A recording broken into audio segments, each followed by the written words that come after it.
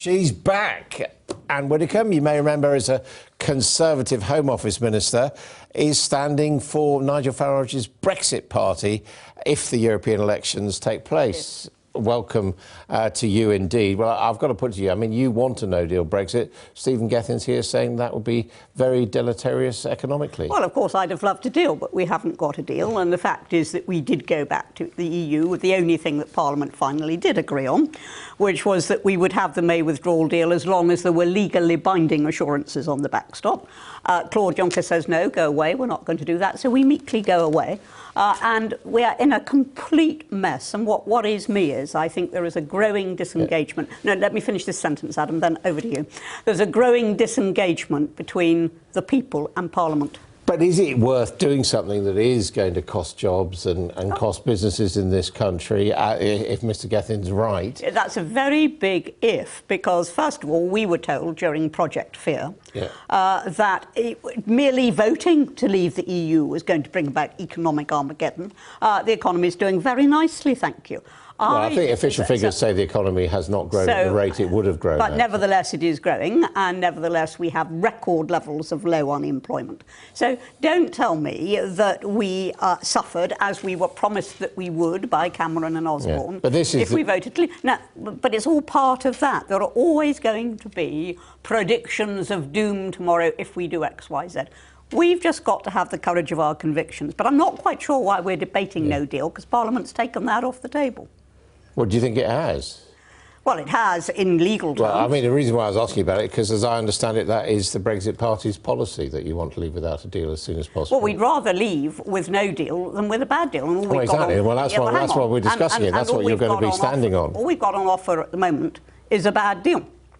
So obviously we would prefer no deal to that. But if there were to be a deal between now and the European elections, which somehow I doubt, given the rate of progress so far, I'm sure we would look at that on its merits. But what we want, crucially, Adam, is to leave in a meaningful sense, not one leg in and one leg out. Now, was it difficult for you to leave the Conservative Party? Yes, of course it was. I mean, I first voted for the Conservative Party when I was 21, because you had to wait that long in those days.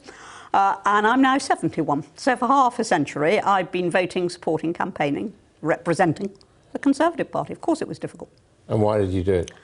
Because Britain's a laughingstock internationally, because Parliament is beyond parody, because both major parties are busy turning away from the manifestos on which they were elected, which was to deliver Brexit, and above all, because the nation is thoroughly fed up and wants an end.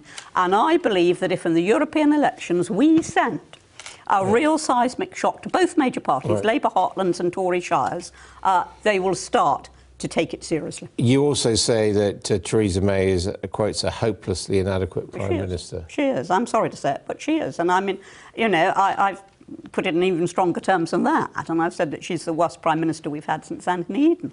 But then I think that we've got the worst leader of the opposition in the entire history of the Labour Party. And the worst parliament since Oliver Cromwell, just so that I can... So if there was a change of leader, would you sort of go back to the Tories, do you think? No, not unless we're going to have a proper Brexit. I mean, I'm not joining the Brexit party just because I'm fed up. I'm joining it because I want a proper Brexit. I want us to leave and to be able to take control of our own borders, our own laws, our own trade deals. Now, none of that means staying with one foot in. I mean, you're likening your move to Brexit from the Conservatives to your earlier move from the Church of England to the Church of Rome, the Roman Catholic Church. That makes Nigel Farage the Pope, doesn't it? No. As I've said this morning on several media, you know, I think Brexit is mighty important, but it's not going to impact on my immortal soul. You don't think so? No. But do you think effectively, and in fact, when it comes to Brexit, is Farage the Pope?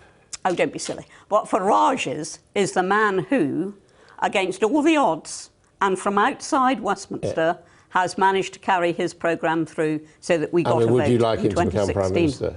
Well, he's not going to become Prime Minister. What I want is an overwhelming Brexit victory on May the 23rd. Now, That's what I want. We've seen you on Strictly Come Dancing and other panel shows and celebrity shows.